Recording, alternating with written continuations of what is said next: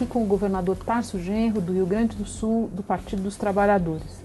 Governador, boa tarde. Boa tarde.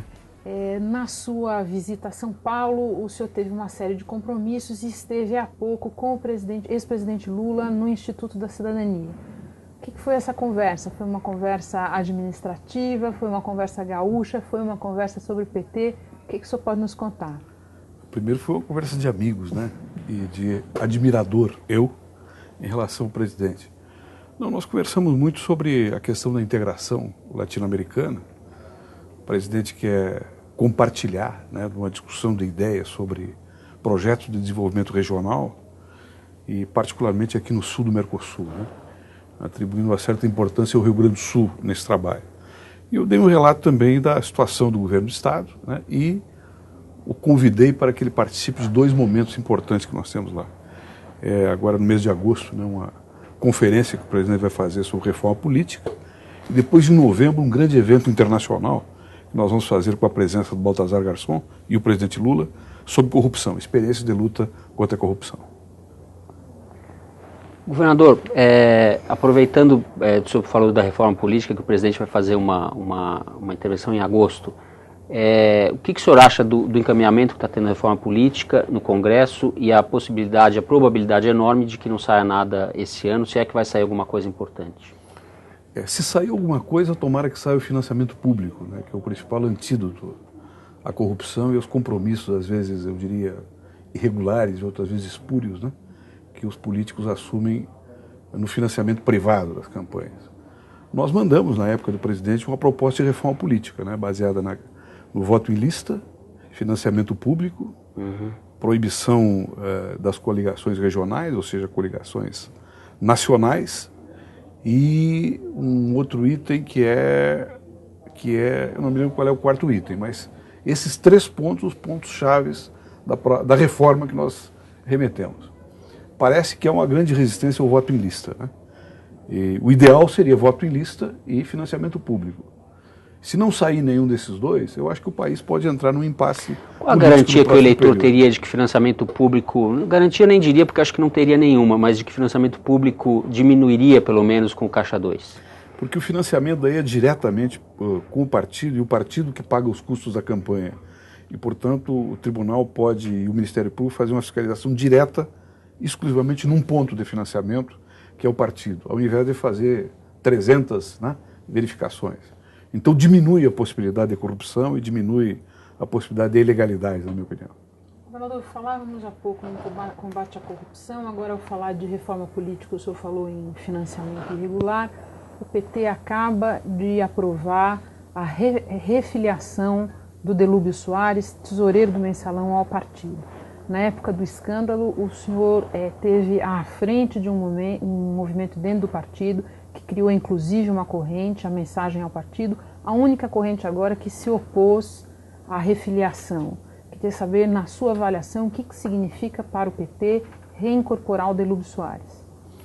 Olha, eu acho que o Delúbio ficou 6 anos fora do partido, uma punição muito dura que ele tomou e correta, na minha opinião.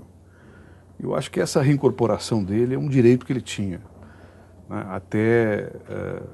Eu diria que negar a entrada dele seria fazer um pré-julgamento.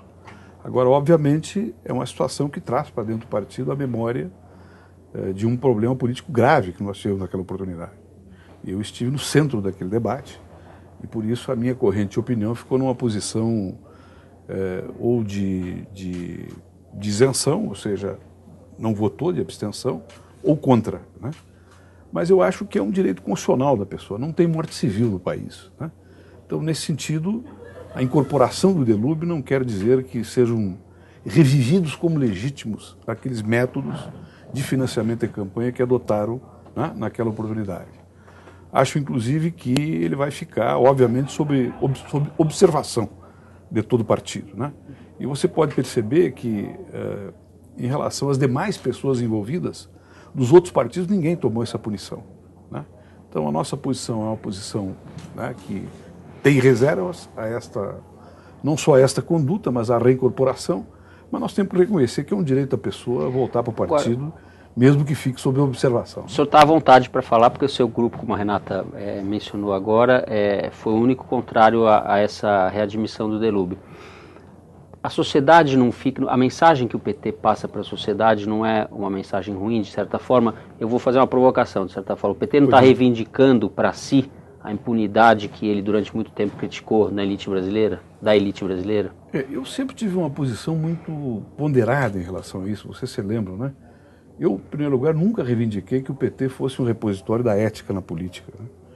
Eu acho que tem pessoas éticas e pessoas não éticas em todos os partidos. Uhum. E sempre me rebelei quando o partido se colocava na cena pública como se fosse impermeável, né, a erros, a ilegalidades ou até a corrupção, né, porque eu achava que isso era uma revivescência inadequada de uma espécie de udenismo, né, que é ruim para a política, né, porque as pessoas acreditam nisso e depois sofrem muitas decepções. Então eu não acredito que tenha um partido que seja o depositário da ética. E não acredito também que correntes ideológicas das mais distintas posições não possam dar uma contribuição para a ética pública, né? Então eu acho que essa volta do Delúbio também tem essa carga de dose de realismo, né? Eu não estou dizendo que o Delúbio é corrupto, né? Uhum. Eu estou dizendo que é nítido que ele cometeu ilegalidades, ele mesmo reconheceu, né? Porque o seu processo não foi julgado, a partir dos financiamentos ilegais de campanha. Então, eu não acho que um partido deva reivindicar para si um estatuto supremo da ética em comparação aos demais. Eu acho que isso é ruim para a democracia e eu acho que isso desconstitui o âmbito da política como um âmbito de acerto e correção, de disputa programática, de visão ideológica e de renovação da cultura política que todos os partidos têm direito a fazer. Governador, deixa eu pegar essa questão partidária por um outro ângulo.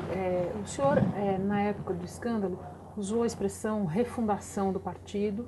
Eu entendo que num sentido mais amplo, inclusive, não só da punição a esse ou aquele. E o que a gente assistiu há pouco, inclusive na mesma reunião partidária em que foi readmitido o Delúbio, foi uma troca de guarda na presidência do partido, tomada por uma questão circunstancial. O presidente Dutra estava doente e tudo mais, mas que na prática significou um reempoderamento do grupo de São Paulo, de um grupo que do antigo grupo hegemônico. Do antigo grupo hegemônico. Como é que o senhor acha que fica ao longo desse período e diante do resultado agora o que o senhor pregava como refundação? Eu acho que ficou bem, né? Não chegou ao seu termo final essa transformação da cultura política do PT que nós queríamos fazer, porque a renovação ético-política do partido tem que vir também com a renovação programática, que é um impasse para toda a esquerda mundial, não é somente para o Partido dos Trabalhadores. E nós mudamos profundamente a correlação de forças no partido.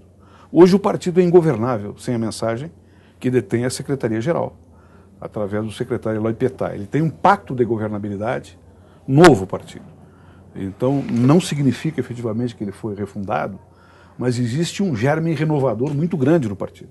Não somente a partir da mensagem, mas também dentro da própria CNB, né, que já tem posições diferentes sobre questões que naquela época eram questões, eu diria, dogmáticas para esse campo, como o seu reinado autoritário sobre o conjunto do partido, que agora não mais existe.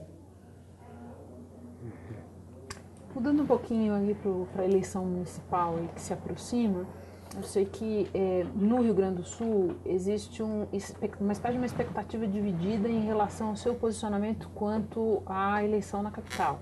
Está na prefeitura um aliado histórico seu, ao mesmo tempo existe o Fortunati, ao mesmo tempo existe uma expectativa de que o PT apoie a deputada Manuela, que é a candidata do PCdoB. Como é que o senhor vai resolver essa encrenca? De fato, o PDT, ele está no meu governo, e está muito bem no meu governo, com bons quadros, mas o PDT, ele apoiou a Ieda. Uma parte do PDT me apoiou e depois eu convidei todo o partido para compartilhar conosco o governo e disse, inclusive, isso antes da eleição. Eu disse publicamente, sempre, que o PDT era nosso adversário na eleição, mas que ele ia governar conosco, e assim eu cumpri, né? Então a nossa obrigação com o PDT ela foi cumprida, integrá-los no governo, num governo de coalizão, que tem maioria na Assembleia. O Fortunati é uma pessoa que eu tenho um apreço pessoal histórico com ele, nós somos companheiros, amigos desde a época do regime militar, e é um bom quadro político, o Fortunati, um homem sério. Só que o Fortunati está embretado num sistema de alianças que tem dentro do seu governo o nosso principal adversário, que lá no Rio Grande do Sul é o PMDB. Né? É sequer o PSDB, porque o PSDB não existe praticamente no Rio Grande do Sul, e os democratas também constituem um partido pequeno no Rio Grande do Sul. Então o Fortunati, para poder ser nosso candidato, né, ele teria que reformar o seu secretariado e colocar dentro do secretariado o PDT, o PSB, o PCdoB e o PT. E aí, bem, discutir conosco a formação de uma chapa. Mas eu acho que o Fortunati não consegue fazer isso, por mais que ele queira, pelos compromissos que ele assumiu quando o Fogaça se preparou para ser candidato a governador e depois perdeu a eleição. Né? Houve um compromisso político ali com o PMDB. Então, ou o Partido dos Trabalhadores vai sair com o candidato próprio, ou vai formar, né, uma frente com o PSB e o PCdoB, e nesse sentido, se isso ocorrer, uma das fortes candidaturas é a da Manuela, da deputada Manuela, que tem um acolhimento muito grande dentro da esquerda gaúcha. Quando, em relação ao governo federal, que diferença maior o senhor vê, que avaliação, em primeiro lugar, o senhor faz desses primeiros meses da Dilma, e que diferença maior o senhor vê em relação ao Lula, de estilo, inclusive, gostaria que o senhor falasse? Olha, o Lula, ele vai da política para a gestão, né? O Lula cria parâmetros de gestão e condutas de gestão com seus ministros a partir de enunciados políticos que ele faz, na sociedade e internamente ao governo. Então, a construção da gestão para o Lula, ela é baseada em ações políticas que o presidente realizava, né, como presidente. A Dilma é o contrário. A Dilma, ela parte da gestão para produzir enunciados políticos. Vou dar um exemplo concreto, né? Na discussão sobre a questão do orçamento público, né, e as dificuldades que o país está atravessando em função da crise mundial e de questões relacionadas com o financiamento do Estado mesmo, a Dilma construiu internamente no governo uma reforma espetacular do Bolsa Família, com elevação extraordinária desse valor. E criou a partir dessa concepção, né, de se reportar aos pobres e aquela base social, eu diria, mais deslocada da sociedade de consumo, do poder aquisitivo, um aporte extraordinário de recursos. E daí, a partir disso, criou um enunciado político do seu governo, que é um governo que continua trabalhando para os de baixo, trabalhando para os pobres. Então ela vai da gestão para a política, na minha opinião. As grandes manifestações e desempenhos internacionais da presidenta, ela faz a partir, né, de ações de gestão interna que aparecem na cena pública mundial depois com políticas que representam o país. Então são duas personalidades políticas diferentes, mas que chegam ao mesmo lugar, na minha opinião. Eu não vejo nenhuma diferença substancial entre aquilo que está sendo produzido para o país enquanto modelo de desenvolvimento, que transita para uma outra situação socioeconômica, agora em comparação ao governo do presidente Lula. Mas são personalidades políticas efetivamente diferentes. Governador, o quanto a inflação preocupa? Eu acho que preocupa, né? Acho que o governo está preocupado, né? E a derrota da inflação é um elemento essencial para a continuidade do desenvolvimento do país. Então tem que ter cautela, acho que a presidenta está muito atenta a isso, né? E essa tarefa é uma tarefa essencial. Eu só não sei, sinceramente, né? Durante o governo do presidente Lula, eu aprendi muito com Meirelles, sabe? De quem eu tinha muitas desconfianças, né? Eu sempre gostei do Meirelles como pessoa, mas achava que o Meirelles era uma pessoa que excessivamente apostava na economia financeira para tirar o país de situações difíceis. E eu, ao longo do governo do presidente Lula, eu conversei com o Meirelles umas 8, 10 vezes, ou no meu gabinete, ou no Banco Central, que eu costumava visitar ele sem alardear. E acho que o Meirelles fez um bom trabalho de contenção da inflação. Não sei se o remédio clássico de elevação dos juros agora é suficiente para combater a inflação, né? Acho que o Banco Central tem pessoas competentes, pessoas sérias, né? Mas não sei se esse remédio é um remédio que ainda funciona. Por quê?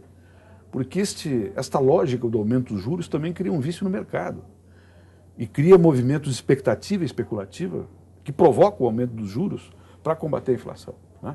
Porque hoje nenhum de nós desconhece, seja qual for a nossa posição política, que existe, né, uma articulação global, né, financeira que também trabalha os mercados em função dos seus interesses.